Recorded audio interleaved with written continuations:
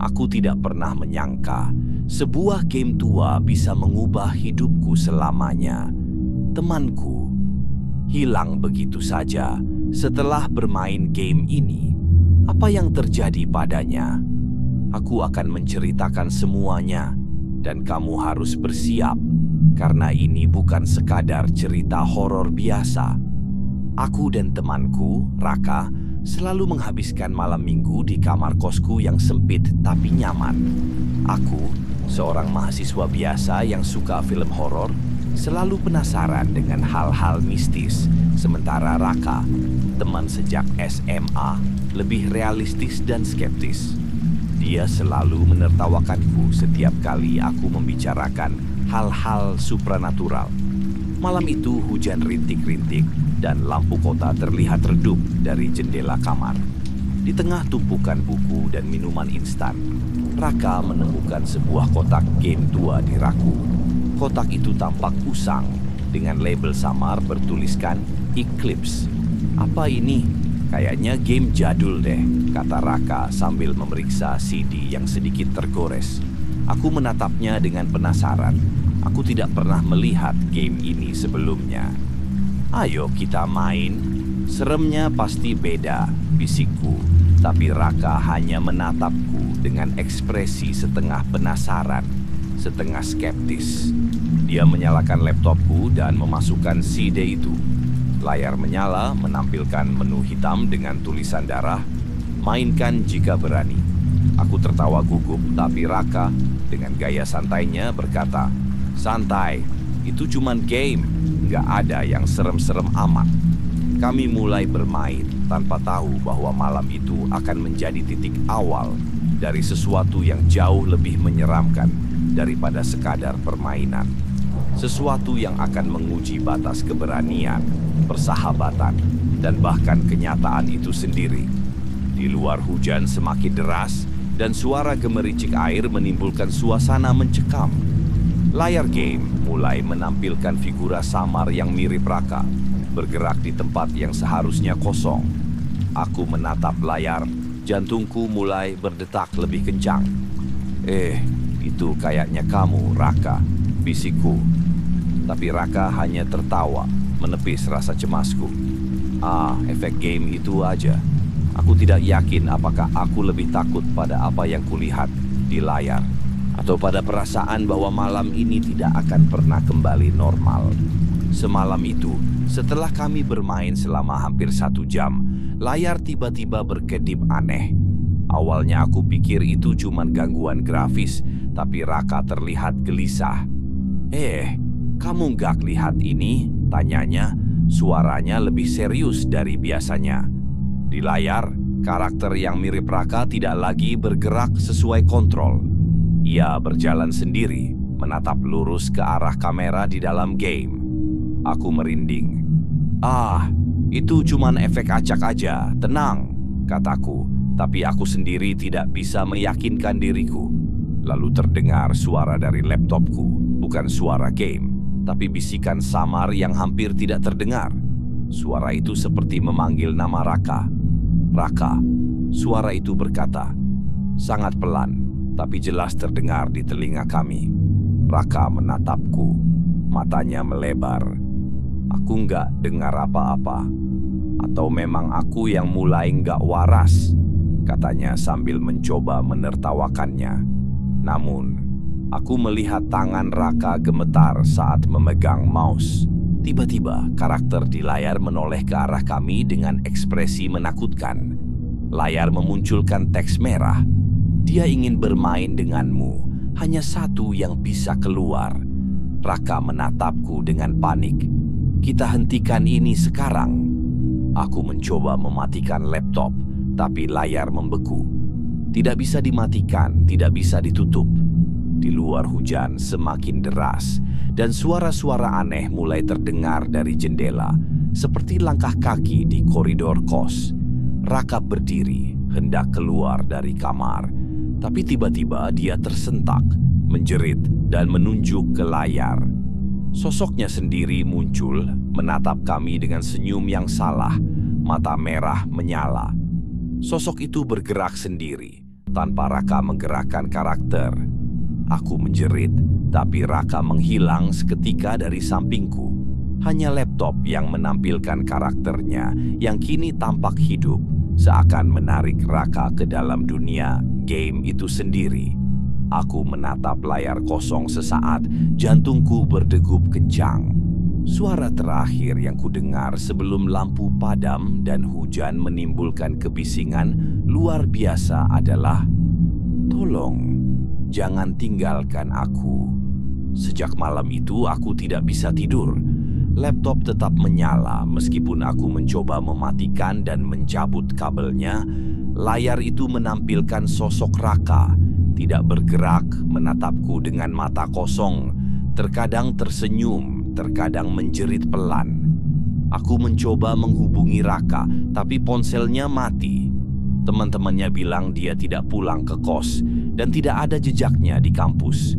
Hanya aku yang tahu, dia hilang setelah bermain game itu. Keesokan harinya, aku mencoba mencari informasi tentang game Eclipse. Internet tidak mencatatnya, bahkan forum-forum game lawas pun tidak mengenalinya. Anehnya, beberapa blog membahasnya sebagai game terkutuk yang pernah menelan pemainnya. Aku mulai bermain lagi, mencari petunjuk. Setiap kali aku menekan tombol start, game itu menampilkan ruangan yang persis seperti kamar kosku, tapi lebih gelap, suram, dan penuh bayangan bergerak. Sosok Raka muncul di pojok ruangan digital itu, mencoba memberi isyarat padaku, tapi setiap kali aku mendekat, layar berkedip dan dia hilang. Aku mulai merasa ada yang salah dengan dunia ini. Kadang terdengar suara-suara dari laptop, bisikan samar, bahkan langkah kaki di luar kamar. Aku mulai menyadari, ini bukan cuma permainan, ini semacam portal. Di malam ketiga, aku mencoba rekaman webcam dari laptop. Yang kutemukan membuatku kaku. Rekaman itu menunjukkan Raka duduk di depan layar, tapi tubuhnya bergerak sendiri, tersenyum aneh, dan matanya perlahan berubah merah seperti karakter dalam game. Di layar, ia menulis pesan, "Tolong, ikut aku, atau aku akan hilang selamanya." Aku terdiam. Aku harus memutuskan, apakah aku akan mengikuti jejaknya ke dunia yang tidak ku mengerti, atau menyerah dan kehilangan Raka selamanya. Tapi suara di kamar semakin nyata, seakan ada tangan yang menempel di pundakku. Aku tahu pilihan ini bukan sekadar game. Malam itu aku memutuskan satu hal. Aku akan masuk ke dalam game. Aku harus menemukan Raka sebelum terlambat, meskipun aku tidak tahu apa yang menunggu di dalamnya. Aku menatap layar. Jantungku berdetak tak terkendali. Lampu kamar mati total. Hanya cahaya laptop yang menyinari wajahku. Dengan tangan gemetar, aku menekan tombol start satu kali lagi. Dan tiba-tiba tubuhku terasa ditarik, seperti tersedot oleh kegelapan. Ketika aku membuka mata, aku sudah berada di dunia yang sama, persis dengan kamar kosku. Tapi terasa salah. Langit di atas berwarna abu-abu pekat, dan bayangan aneh bergerak di sudut-sudut ruangan. Suara Raka terdengar samar memanggil namaku. "Raka, kamu di mana?" Teriakku, tapi suaraku terdengar teredam, seperti berada di bawah air. Di depan mataku, sosok Raka muncul, tapi bukan Raka yang kukenal. Matanya merah menyala, senyumannya melebar tak wajar. Ia bergerak mendekat, tapi bukan untuk menyerang. Sebaliknya, ia tampak bingung dan ketakutan. Tiba-tiba, bayangan-bayangan gelap itu muncul dari sudut-sudut ruangan, berbisik dalam bahasa yang tidak ku mengerti. Mereka menutup jalan keluar, mengepung kami. Aku sadar satu hal mengerikan. Raka tidak hilang, dia terperangkap, tapi tubuh aslinya masih di dunia nyata, terkunci oleh kekuatan game itu. Ku harus membuat keputusan cepat. Aku melihat sesuatu di layar. Sebuah tombol merah di pojok ruangan digital itu bertuliskan "lepaskan dia". Tapi di sampingnya ada peringatan. Hanya satu yang bisa keluar. Pilihanmu menentukan nasib kalian. Aku menatap Raka. Dia menatapku kembali, mata merahnya berkaca-kaca, seolah memohon. Tanpa berpikir panjang, aku menekan tombol itu. Segera dunia itu runtuh. Bayangan-bayangan melolong dan meremas udara di sekitarku, menarik tubuhku ke kegelapan. Aku merasa tersedot, nyeri menusuk di kepala, dan kemudian aku terjatuh ke lantai kamar kosku, laptop di depan, layar mati. Raka terbaring di sampingku, napasnya tersengal, mata normal kembali. Ia membuka matanya dan tersenyum lemah. "Kamu berhasil?" Suaranya parau. Aku mengangguk, masih terengah-engah. Kami berdua diam, menyadari bahwa apa yang baru saja terjadi bukan sekadar mimpi. Game itu hidup, dan kami baru saja lolos. Keesokan harinya, kamar kos terasa hampa. Laptop masih di meja, tapi layar tetap gelap. Aku dan Raka duduk bersebelahan. Tubuh kami masih gemetar akibat pengalaman semalam. "Apakah ini benar-benar selesai?" tanya Raka, suaranya serak. Aku tidak bisa menjawab. Ada rasa lega, tapi juga ketakutan yang tetap membekas. Kami memutuskan untuk menghapus game itu selamanya. CD Eclipse dilempar ke api di halaman belakang kos, dan laptop yang pernah menjadi portal itu kini terkunci dan tidak bisa dinyalakan. Namun, saat api membakar CD, aku melihat bayangan samar di layar yang terbakar. Sosok yang menatap kami menunggu. Hari-hari berikutnya, Raka kembali ke rutinitasnya. Tapi aku melihat perubahan padanya.